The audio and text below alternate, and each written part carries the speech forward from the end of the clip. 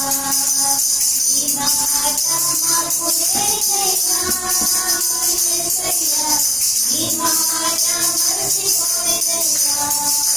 నశించున్న వారిని బ్రతికించును నీ మాట, బంధించబడిన వారిని విడిపించును నీ మాట. నశించున్న వారిని బ్రతికించును నీ మాట, బంధించబడిన వారిని విడిపించును నీ మాట. త్రోవ తప్పిన వారిని సరిచేయును నీ మాట,